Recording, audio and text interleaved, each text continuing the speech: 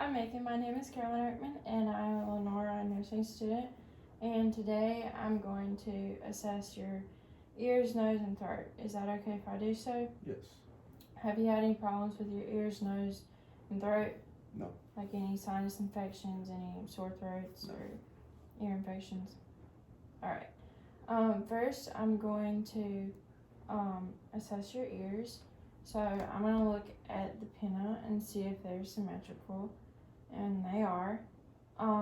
Next, I'm going to look at the position of your ears. So they are not below the lateral canthus where your eyes are at, and that means they are in the right position. Next, I'm going to look for any nodules on your ears or any lesions. There's no nodules or lesions on either ear. And then I'm going to look at your external canal to see if there's any redness or swelling in your external canal, and there is not. Next, I'm going to look at your inner ear, and I would use an otoscope, which is used to look in your ears, but I don't have one. So first, I would pull back the pinna and pull it up, and you would do this in adults.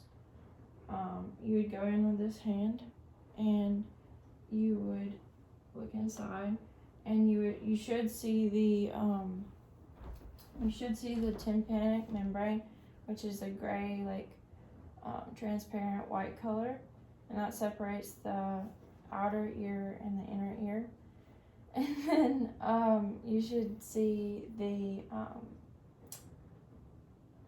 long process, and then you should see the short process, and that's a little hump in your ear. And then you should see the umbo, which is at the top of the light reflex, which is caused by the otoscope when you look in the ear. And when you see the light reflex, that should be in the right ear at 5 o'clock and in the left ear at 7 o'clock.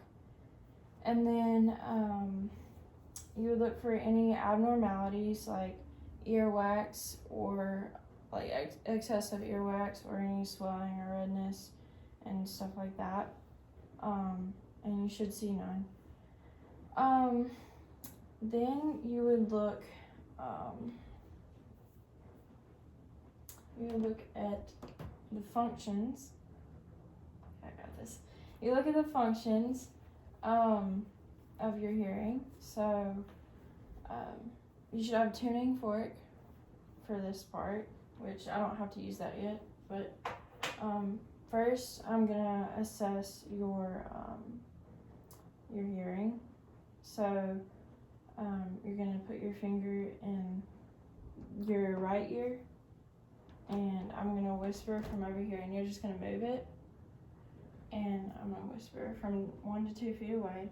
I'm gonna repeat back the 3 words I say: dog, cat, mouse. Dog, cat, mouse. And then I would do the same for the other ear, but for this purpose, I'm not going to. And then I would assess lateralization. So I would have my tuning fork, and I would hit it on a hard bone on my hand, and it would be like that. And then I would stick it on the top of his head, and he should tell me if he can hear it equally in both ears and if he can feel the vibrations. And then next, I would check the air conduction and bone conduction. So I would also use a tuning fork for this.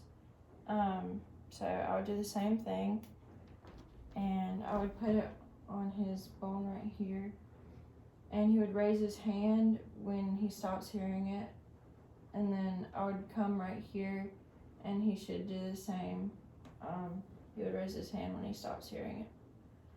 And then it should be a 2 to 1 ratio from air conduction to bone conduction of time. So, and then I would assess the external nose.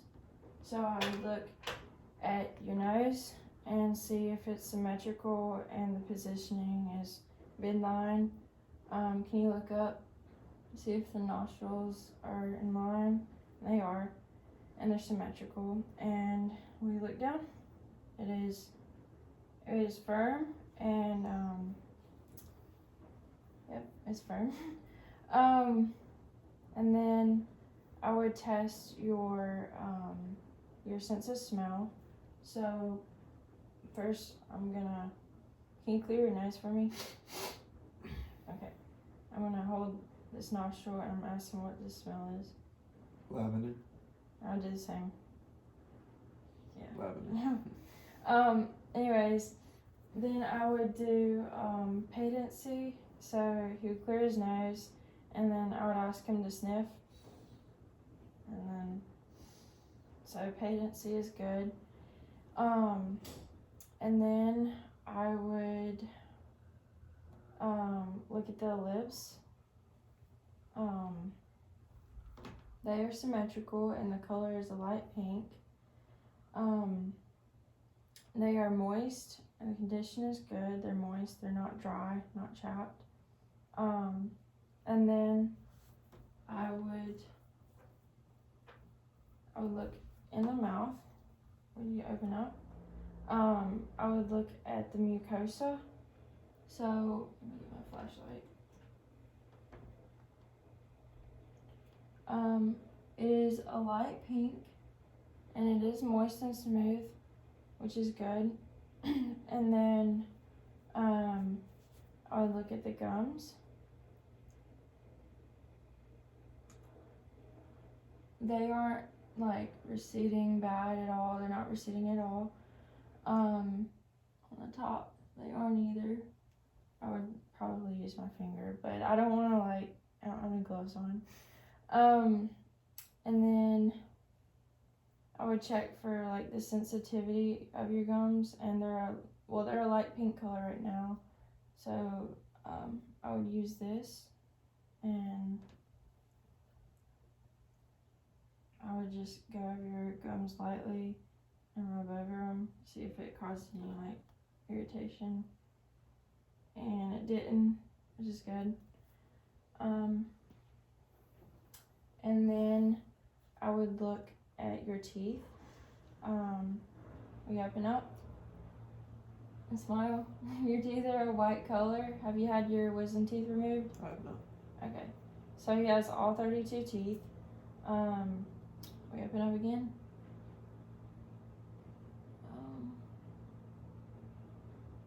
There's no cavities. I can see you haven't had any cavities, have you? No. And then I will look at the tongue. It is a pink color. There's no lesions or anything, no cracking. It is not covered in any sort of film, which is good. I would also, when I'm looking at the mouth, or the mucosa, I would look for the,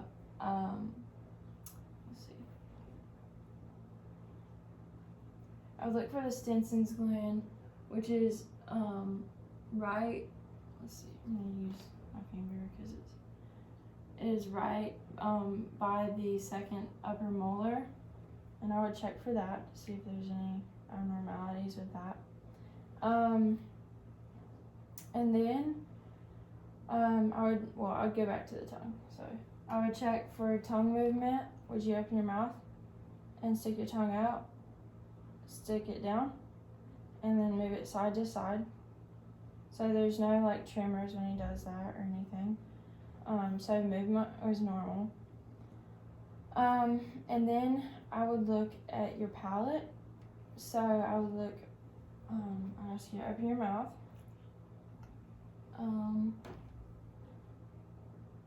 Your palate is a light pink, whitish color, your hard palate is, and that's normal. Would you open your mouth again? Lift up your tongue. His soft palate is a darker pink, that's normal. There's no abnormalities with that.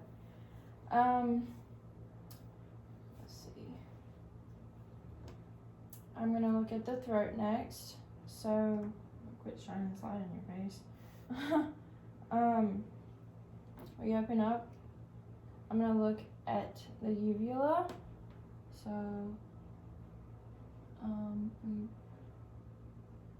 say ah. It is normal with phonation. There's no like, it moves laterally.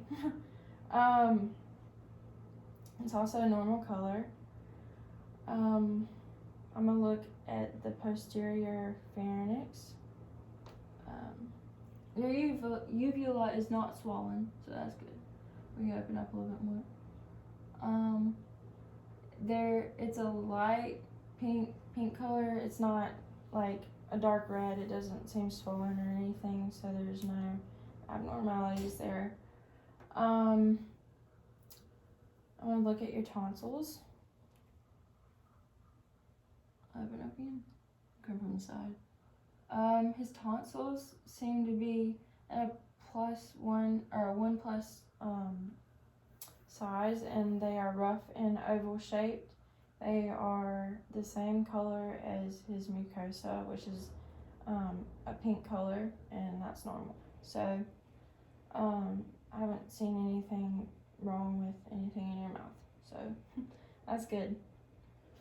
And that is the end of the assessment.